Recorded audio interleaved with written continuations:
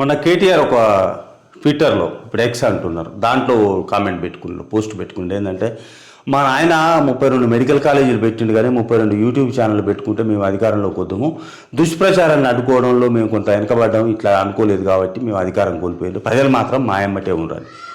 ఇంతకంటే సిగ్గు తప్పిన వ్యవహారం ఇంకోట్లేదు. ఫస్ట్ నేను చెప్తా మెడికల్ కాలేజీల గురించి. ఈ 32 మెడికల్ కాలేజీలు కూడా మొత్తం దొంగలకు అమ్ముకున్నాడు. మల్లారెడ్డి, పల్లా రాజేశ్వరరెడ్డి వీళ్ళకే అమ్ముకున్నారు. మొత్తం భూకబ్జాకోరులకు మెడికల్ కాలేజీలు మొత్తం అమ్ముకున్నాడు. అదొక దందా. ఆ దందా కోసం వీళ్ళు మెడికల్ కాలేజీకి ఇచ్చారు తప్ప తెలంగాణలో విద్యార్థులు వైద్యులుగా తయారు కావాలి, తెలంగాణ సమాజానికి వైద్య సౌకర్యాలు అందాలి అనే సదుద్దేశంతో అయితే కాదు. సో అది దుర్వినియోగం. ఇక యూట్యూబ్ ఛానళ్ళ విషయానికి వస్తున్నాం. మేము పత్తిత్తులము, కాంగ్రెస్ పార్టీ దుష్ప్రచారం చేసినాం. అసలు టోటల్గా తెలంగాణ యూట్యూబ్ ఛానల్స్ అన్నీ కొని ముడికింద తెచ్చుకొని కూర్చున్నది కేటీఆర్. మాదాపూర్లో పెద్ద టవర్లు తీసుకొని నడిపించింది వీళ్ళు అన్నీ. ఇప్పుడు మైక్ టీవీ అని, మిర్రర్ టీవీ అని లక్షల కోట్లు వాళ్ళకి ఇచ్చి వాళ్ళకి అనుకూలంగా మార్చుకున్నారు. ఇప్పుడు మీడియా మొత్తం వాళ్ళ చేతుల్లో ఉంది కదా. ఈనాడు వాళ్ళకే భజన చేస్తుంది, సాక్షి వాళ్ళకే భజన చేస్తుంది, నమస్తే తెలంగాణ వాళ్ళదే, టీ న్యూస్ వాళ్ళదే, టీవీలో రామేశ్వరరావు తోటి కొనిపించారు, ఎన్టీవీ అటు ఇటు ఆట ఆడుతూనే ఉంటుంది, 10 టీవీ వాళ్ళదే ఉన్నది. మొత్తం ప్రధాన మీడియా మొత్తం వాళ్ళ చేతిలోనే ఉన్నది. ఒక ఆంధ్రజ్యోతి మాత్రం కొద్దిగా అటు ఇటుగా నడిపిస్తుంటారు. ప్రధాన మీడియా మొత్తం వాళ్ళ మోచేతి కిందనే ఉన్నది కదా. ఇక సోషల్ మీడియాకి వస్తే సోషల్ మీడియా వీళ్ళకి తక్కువ ఉన్నదా? టోటల్ అకౌంట్స్ ఇప్పుడు కూడా వండుతున్నారు కొన్ని ఛానళ్ళు. దాదాపు ఒక 30 ఛానళ్లకు పెట్టుబడి పెట్టి ఆ మాదాపూర్ టవర్లలో నడిపించారు. కాకపోతే ఏంటంటే ప్రజలు నమ్మలేదు. నీ కాడ నీతి లేదు, నీ కాడ నియతి లేదు, నువ్వు చెప్పే సోది ఎవరు నమ్ముతాడు? అధికారంలో ఉన్నవాడు అవినీతిలో మునిగిపోయిన తర్వాత ప్రతిపక్షం మీద దాడి చేస్తే ప్రజలు నమ్మరు, ప్రజలు ఇష్టపడరు.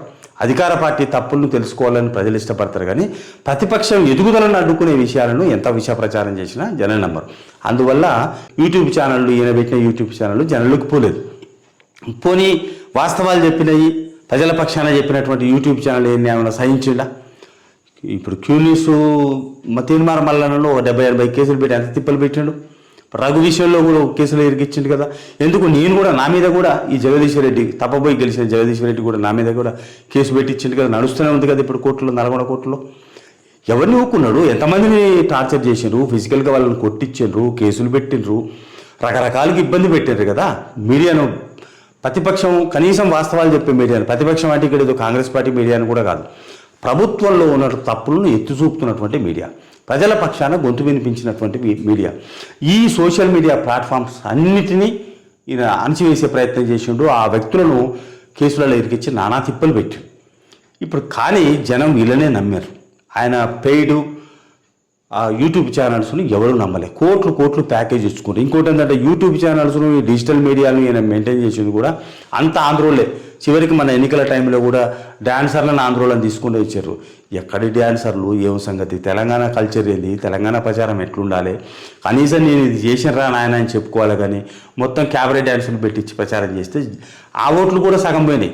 ఆ డ్యాన్సులు చూసి కూడా ఒక దిక్కుమాలు కూడా ఇంత పతనం అయిపోయినవేంద్రా, నువ్వు ఇప్పుడు తాగం చేస్తామని ఆయన వదిలిపెట్టిపోయారు. జనం తీసి నేలకు కొట్టారు.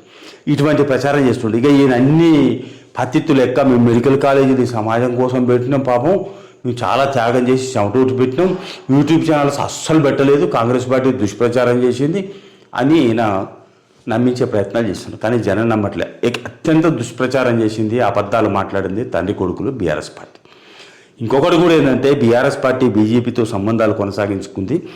దానికోసమే కవిత నిండా లిక్కర్ స్కామ్లో మునిగినా కానీ ఆమెను బచాయించారు. కాళేశ్వరం మీద ఇంత అవినీతి జరిగింది, అవినీతికి ఏటీఎం అని బీజేపీ నాయకులు పదే చెప్పినా దాని గురించి మాట్లాడలేదు.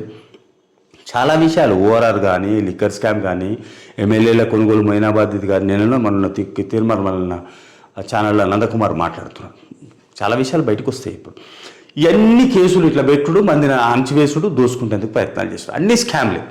ఇది చేసింది ఏమైనా ఉంటే తెలంగాణ వాదాన్ని నాశనం చేసినారు, తెలంగాణ ఉద్యమకారులను అణచివేసినారు, తెలంగాణ ప్రజల ఎజెండాను పక్కకు పెట్టినారు. ఎవరైతే తెలంగాణకు ద్రోహులుగా, దొంగలుగా, అవినీతి పరులుగా ముద్రపడ్డలో వాళ్ళందరితో ఒక కోటరీ తయారు చేసుకొని వీళ్ళు కళ్ళు మూసుకొని 10 ఏళ్ళు గడిపారు.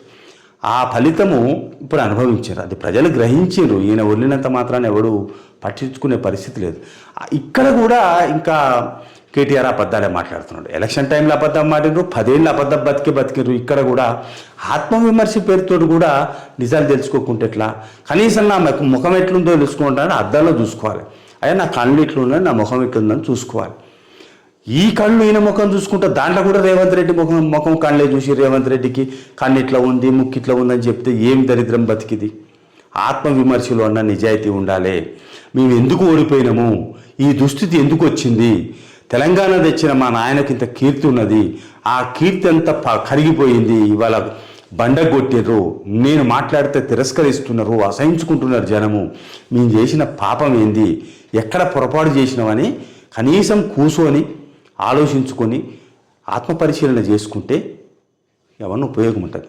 కేజ్రీవాల్ ఒకసారి ఢిల్లీలో తొందరపడి రాజీనామా చేశారు, ఢిల్లీ ఏదో స్వయం ప్రతిపత్తి రాష్ట్రంగా కావాలని. ఆ టైంలో ఆవేశపడి రాజీనామా చేస్తే ఉప ఎన్నికలు వచ్చినాయి. అప్పుడు ఢిల్లీలో ఉన్నటువంటి ఢిల్లీ ప్రజల మూడు ఏంటంటే ఈయనకు ఒక 5 years మేము మ్యాండేటరీ ఇస్తే అనవసరంగా ఆవేశపడి చేసిండు కదా అని కోపం మీద ఉన్నారు. ఆ టైంలో కేజ్రీవాల్ గెలిచే పరిస్థితి లేదు. కానీ కేజ్రీవాల్ సంస్కారవంతుడు, తెలివికల్లుడు కాబట్టి ప్రజల ముందుకు వచ్చి క్షమాపణ చెప్పాడు. నేను ఆ పొరపాటు మళ్ళీ చేయను, నేను ఇది అనుకోని ఇది చేసిన, ఈ పొరపాటు జరిగింది, మళ్ళీ చేయను, నన్ను క్షమించండి, ఒక్కసారి అవకాశం ఇస్తే కంటిన్యూ చేస్తాను. ఢిల్లీ ప్రజలు మళ్ళీ అవకాశం ఇచ్చారు. ఆ సంస్కారం కేటీఆర్కు ఉండాలి, కేసీఆర్కు ఉండాలి. అయ్యా అరే బుద్ధి తక్కువ పని చేసినవరా నాయన, తెలంగాణ ఉద్యమకారులను తొక్కేసినాము, ప్రజలను పట్టించుకోలేదు, దోపిడికి తెగబడ్డాము, దొంగల సోపత్ చేసినాము, ఈసారి క్షమించండి రా నాయన, ఇప్పటి నుంచి మేము బుద్ధిగుంటాము.